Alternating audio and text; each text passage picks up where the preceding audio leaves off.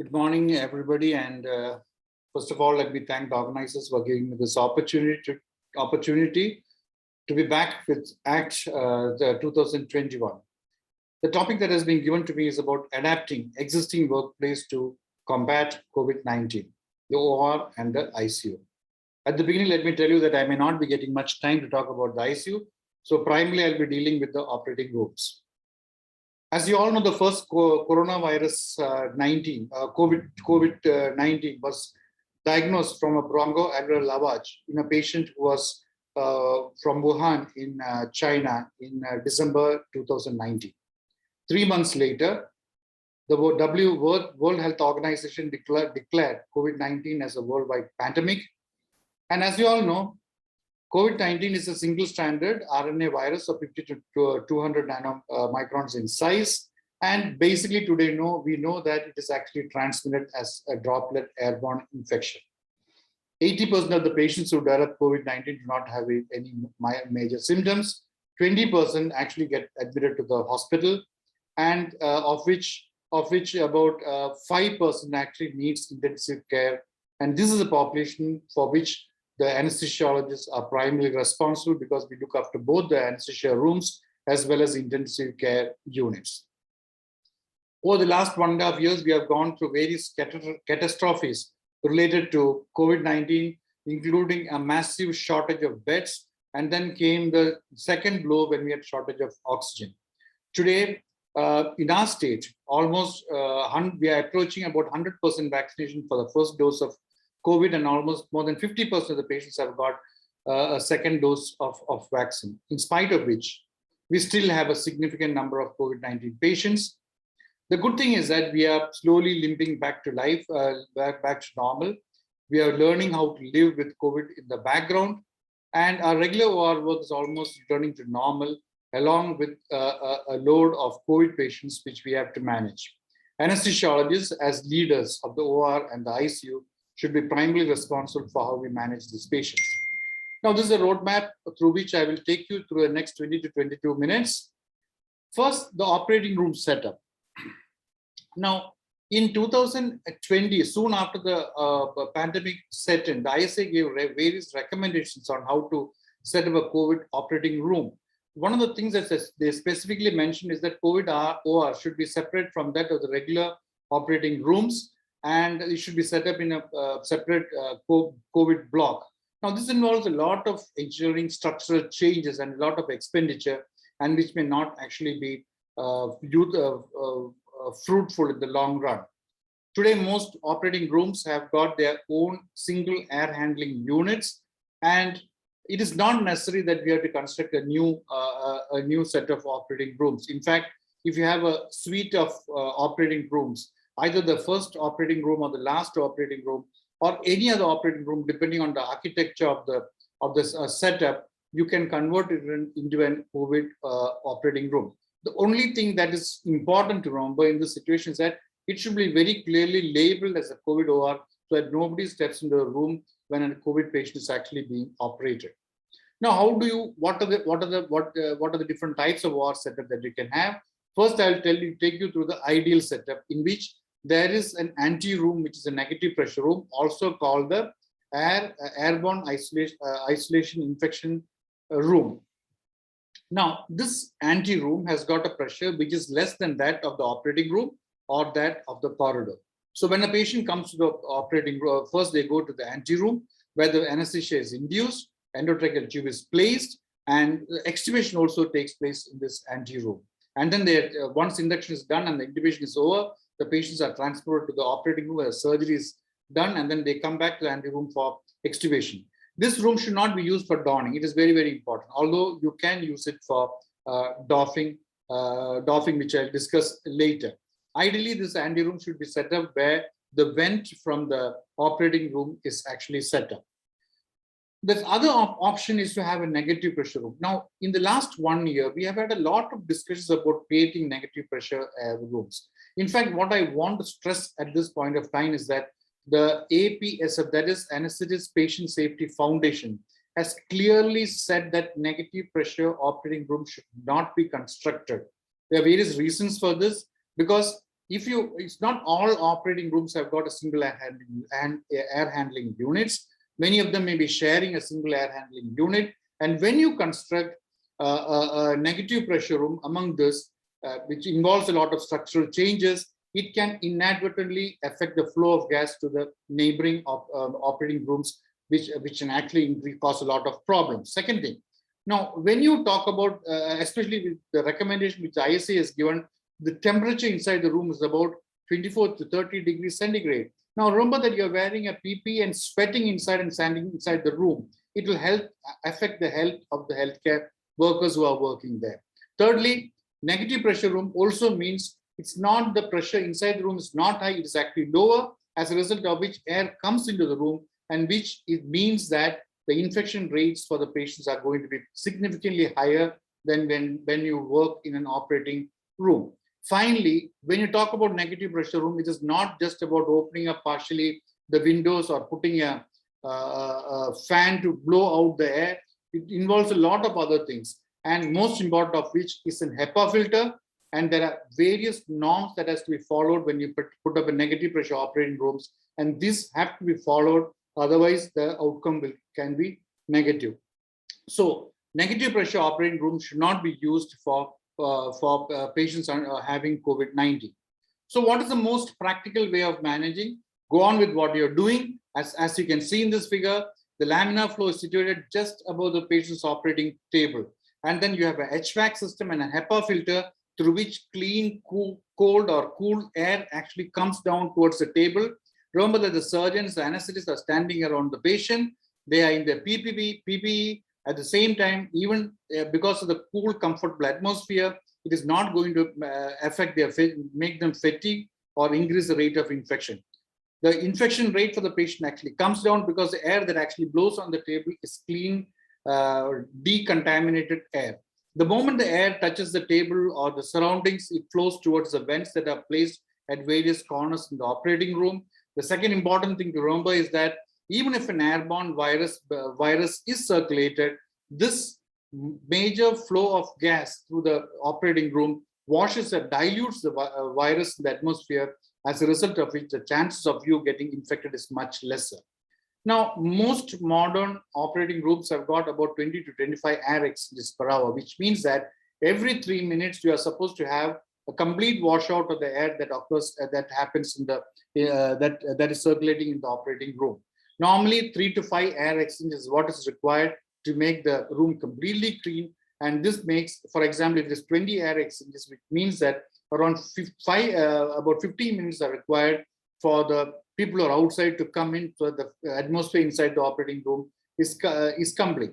Now, the calculation is actually done based on complex calculations, but which does not include the presence of equipment within the operating room. Like, for example, the workstation or the surgical equipments. And these equipments can actually cause what is known as dead zones, where the circulation actually does not occur, as a result of which we give another 5 minutes. And that's how we come to the final conclusion that in operating room setup, where we have 20 air exchanges per hour, we allow the other personnel to come into the room after 20 minutes. How do you transport the patients to the operating rooms? Now, you do not go to the COVID ICU generally to have a PAC done. Most of the handing off by both the nursing team as well as the anesthesiologist is done through the phone. Now, these patients should be transported to the operating room following definite COVID pathways that are outlined in the operating rooms. These pathways should be immediately decontaminated as soon as the patient passes through. The patient should be wearing a mask at all times during the transmit time. And when the patient comes in, preferably there should be no patient in the receiving area or in the induction area. They should go directly to the operating room. By the time the patient reaches the operating room, that OR team should be ready. They should be prepped and ready to receive the patient. And if the patient actually is coming from a negative pressure room or a COVID ICU, it would be good if you can actually intubate these patients, induce anesthesia, intubate the patient, and transport the patient to the operating room. Now, remember one thing: when you transport these patients who are intubated, please keep the HMEF connected to the patient's endotracheal tube so that the air that moves out is actually filtered. Preparation of the operating room. Now, there should be ideally minimal equipment, because of the dead zones that can be created. Minimal equipment should be present in the operating room. The two important things I want to talk at this point of time is where do you don. The donning can be done either in the corridor or in the operating room before the actual patient comes in. A buddy system should be used to ensure that the body is fully covered. But what is more important is to remember that doffing should be done within the operating room. Now, the first thing that you have to do is that you remove the second pair of gloves that you have been using, and then your various components of the PP actually comes down. And the last thing that you do is that you come outside the operating room, and the last thing that leaves your body should be your mask. This should be done outside the operating room. Now, when the patient who's actually ventilated in the COVID ICU comes to the operating room, there should be a certain protocol that should be followed when you ship the patient from your ambu bag or self-inflating bag to the COVID workstation ventilator. The first thing that you have to do is that you allow the gas that is collected in the patient's lung to move out. Clamp the endotracheal tube. Then disconnect the patient from the ambu bag or the transport ventilator proximal to the HME filter. Now, this is called the protocol that you have to use whenever there's a disconnection required. And then connect the patient to a new ventilator and then check the settings. There should be minimal staff required for intubation during the intubation time. As in fact, the main anesthetist who's there, along with an second anesthetist or an expert anesthesia technician and an OT technician, is all that is required during this period of time. The remaining staff, as I said earlier, should come in only by 20 minutes. There should be a runner outside the operating room to get anything that is important for the patient. The remaining time, if the intubation is over, the remaining time before the rest of the team actually comes in can be utilized for giving regional blocks or placing lines for the patient. Now, as part of the preparation, standard operating monitoring techniques should be used. If you want an RT line or a send line, that should also be available. Normal laryngoscope or a video laryngoscope, we'll discuss this later, should be available. Bougies and slits should be there within the operating room. And all the equipment in the operating room should be covered with a plastic cover. This is very important because the amount of contamination of the equipment in the operating room can be considerably reduced by using this technique. Remember also that once you have worn your PPE, it becomes very difficult to communicate with each other. Your voice will be muffled. So when you use what is known as a closed loop communication, you say clearly, loudly what you want to say. The person to whom it is directed should reply the same thing back to you to make sure that it's understood. And all the personnel should be wearing a label which tells you who you are in the operating room. Now, these are pictures of our ICU where the workstation, the cautery machines, the anesthesia trolley, everything has been covered and for each case. Anaesthetic induction and intubation. The person in the operating room should be very well experienced anesthesiologist. The primary aim is to get the tube through at first attempt. Now, I would not say that you have to use a video laryngoscope. I would say that the anesthesiologist should be using the equipment with which you are most familiar with. If you ask me, I would use a normal laryngoscope. The only thing is I'll keep away from the patient's face and intubate the patient. If you're good at video laryngoscopy, if you're using it regularly, a video laryngoscope with a slit is the best thing that you can use. Now, the use of intubation boxes, covers, so many things we have devised in the last year. Please understand one thing. If you try to intubate this patient without him being properly relaxed or during extubation, remember that you're standing at the head end of the patient. The entire aerosol can be directed at your face and it may actually be harmful. And so I would suggest that do not use such devices anymore. We use a rapid sequence intubation so that you don't have to back mask the patient for a long time. Celix maneuver has been advocated, but it can be very tricky. Sometimes it makes the ventilation actually prolonged. Pre-oxygenate the patients for about 3 to 5 minutes using less than 5 liters of oxygen so that aerosol generation is less. Do not ask the patient to hyperventilate or take deep breath, which again can generate aerosol. And in the operating room, try to avoid the use of HFNC or NIV. Now, when you bag mask ventilation, or when you place an oxygen mask over the patient's face, remember that mask on the patient's face should be there. Over that, you place the oxygen mask, and also in addition to which, an HMEF should be there over the patient's, over the mask, to make sure that the whatever gas is coming out of the patient is actually filtered. Remember that a second HMEF should be there on the expiratory limb of the circuit towards the machine end. Optimize your patient for positioning for intubation, or if you want to cardiovascular optimization, please do that also. You can use any anesthetic agent that you want to use. If the patient is unstable, you can use etomidate. The muscle relaxants of choice is again specifically rocuronium or succinyl codeine for specific reason that you don't want to back mask the ventilation. However, if for some reason you have to back mask the patient, you use a two-person technique. The one person holds the mask with both hands using the VE grip, and the second person actually ventilate the patient using low tidal volumes and low rates. Now, this is a way to, as you can see from the figure, this is the best way to intubate the patient. He's using a simple laryngoscope, not a video laryngoscope, but is staying far away from the patient's face. Always use a bougie. You can actually load your endotracheal tube over the bougie, make it easier and faster to intubate. When you remove the bougie, please make sure that the droplets do not fall on each other. So as you remove the bougie, what you can do is that clean it with the chlorhexidine gauze and bag it immediately. Similarly, the moment your endotracheal intubation is over, the blade of the laryngoscope should be put in a plastic cover and double zipped.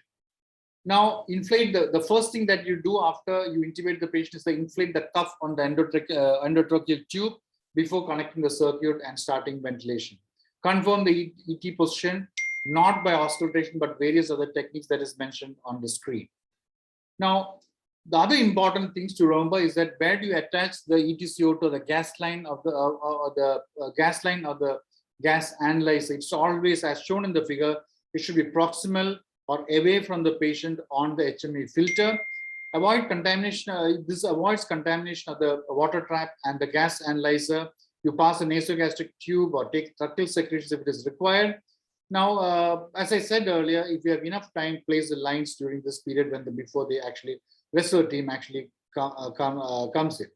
Now, unexpected difficult airway. The difficult airway guidelines has modified the existing guidelines to 3 steps. I'm not sure whether you can actually see these figures, but they say the first attempt should be the best attempt. Use optimize exposure by using video laryngoscopy if it is required. Use a bougie if you want, external laryngeal compression, or remove the cricoid pressure if it is required. If you fail, immediately declare it as a failure, and subsequently do not try to back mask. Preferably use a supraglottic airway device, 2nd generation, and 3 more attempts at intubation can be done. And each time when you fail, you have to declare it as a failure. If 3 attempts at intubation fails, then you either take the patient out of the anesthesia and use other regional techniques, or try to intubate the patient through a supraglottic airway and or use a front of the neck airway device. Now, which becomes mandatory if you land up in a situation where you cannot neither ventilate nor intubate the patient. Predicted airway difficulty in these situations, I'm not going into details because you have to use various techniques. Tropicalization of the airway definitely causes aerosol airborne infection, and you have to be extremely careful about that. Regional anesthesia is not contraindicated in patients with COVID-19, but remember that most of these patients may be on anticoagulants, some of them may be on antiplatelet drugs, which may be a contraindication to regional anesthesia. The second important thing to remember is that regional anesthesia is not foolproof, and sometimes it may fail. So when you prepare for regional anesthesia, prepare everything for general anesthesia also, and then only start the procedure. Now, the patient is to, if you give regional anesthesia, the patient is to wear a mask at all times with oxygen over the mask. Now, there is some discussion about pencil point spinal needle versus cutting needles, which I'm not going to. If you use an ultrasound technique, full covers should be used on the ultrasound probes. And in cesarean section, full epidural analgesia, early epidural analgesia is preferred, and regional anesthesia can be used or should be used in cesarean sections. There's no difference of opinion. Coming to a few words about ventilator management. As I said earlier, the moment you intubate, inflate the cuff first, use an endotracheal tube which just got a suction aid. You can usually use it for suctioning the patient at the end of the procedure, or use it continuously. Use closed suction devices to suction the respiratory tract. I've told you about the 2 HMEF that has to be positioned, one at the patient end of the circuit and the other at the expiratory limb near the ventilator. As you can see in this figure, this means that the gas that actually goes to internal parts of the ventilator is actually double filtered. If your airway pressure is high, raise the cuff pressure to about 5 centimeters above peak.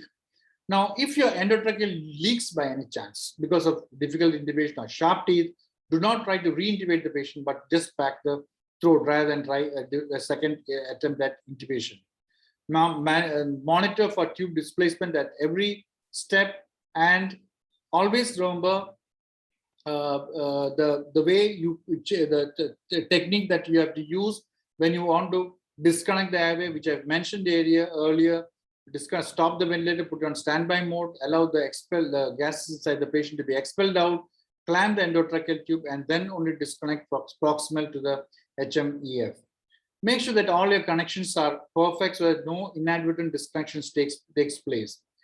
Now, there is a risk when you use two HMEFs on the workstation ventilator that water can clog both sides of the HMEF, and this can create problems. And though this should be identified using the flow volume loops that are available, or by looking at the airway pressure. Patients are ventilated using low tidal volume ventilation and keeping the plateau pressure below 30 centimeters of water. The PEEP should be individualized. Many of these patients who come to operating room may have very bad lungs. In fact, in my own experience, I've used a PEEP of 14 centimeters of water for a pregnant lady with severe COVID infections, and before in fact, once the baby was out, we could reduce it by another 2 centimeters of water. Do not waste oxygen. Maintain the saturation between 92 to 96 during the procedure. After about extubation, a few words may be done in the OR or in the negative pressure room in the ICU. Just before that extubation process starts, make sure that all the team members leave the operating room and wait outside or doff and leave the room before you start. Give antiemetics so the patient does not have post-operative nausea or vomiting. You also can use lignocaine to suppress the cough reflex. What we do in our setup, we use a large transparent sheet that is placed over the patient's head and upper part of the body with a central hole through which a mask can actually be placed on the patient's face. Now, what we usually do is complete the suctioning of the trachea and the throat if it is necessary, and you give the reversal, and we quickly remove the tube from under the transparent sheet that has been placed over the patient's face. Place a mask over the patient's face through the hole in the center of the sheet, and once the patient is settled and ready to be transferred out, ask a mask to be placed on the patient's face, and then your oxygen mask can be placed over that. The other technique is to take the patient out from the endotracheal tube early while the patient is deep. Use a supraglottic airway device to get the patient gently out of the muscle relaxants and bring them out of anesthesia. Always use less than 5 liters of oxygen in the post extubation period. Finally, the decontamination of the operating room. Now, once the patient is out of the room, the decontamination can take place, but wait for 20 minutes before the cleaning staff actually comes in. The plastic covers should be removed in such a way that outside in technique should be used. Meticulous attention should be paid to clean each and every component of the operating room theater. Deep cleaning is required at the end of the procedure. There is no need for workstation internal components to be decontaminated because we are giving the double filtered air is actually going to the internal part of the machine. Now, the sampling line of the gas analyzer has to be changed between patients.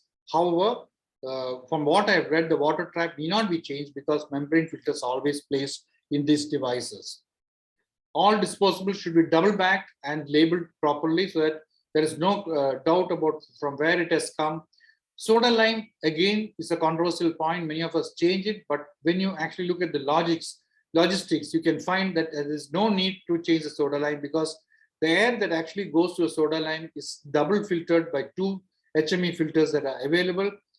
The soda lime has got can reach very high temperatures. In addition to which, the alkaline environment in the soda lime can actually be virucidal, and therefore the chance of the virus surviving this can be very less.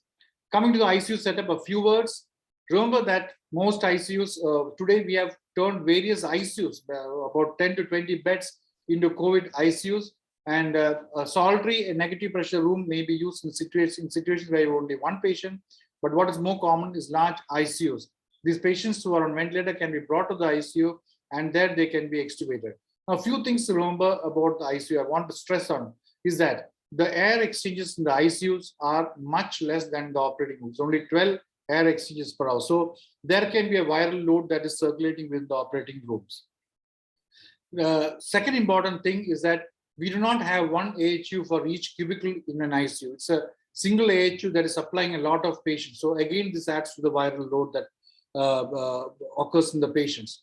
Now, what is most important is that you have to protect your upper airway as healthcare workers. You have to wear a mask, you have to wear a face cover.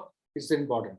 However, I do not advocate that PP is as important as in the operating room, because today we know that infections spread actually because of airborne infection rather than touching surfaces, etc. So you wear gloves. I usually wear a simple gown, and frequent hand washing is what is required. Do not touch your face with your hands while you are in the ICU. In this area, you can use HFNC and NIV because it is invariably required in these patients. Again, a word of caution: do not waste oxygen. What you have to do is ensure the patient is getting around 92 to 94% oxygen. Minimize the oxygen use in these patients. In summary, COVID-19 is highly infectious disease. Complete PPE for all anesthesia personnel working in the operating room. A positive pressure OR is what is ideally required for these patients. There is no need to use a negative pressure operating room. Should be minimal equipment. At the same time, all that is required for a particular case should be available in the operating room. Regional anesthesia is not contraindicated. Only thing is the patient should be wearing a mask. Cover all the equipment in the operating room. In the ICU, cover your head and neck very nicely, very properly, because that's the source through which you can get infected. Thank you very much once again.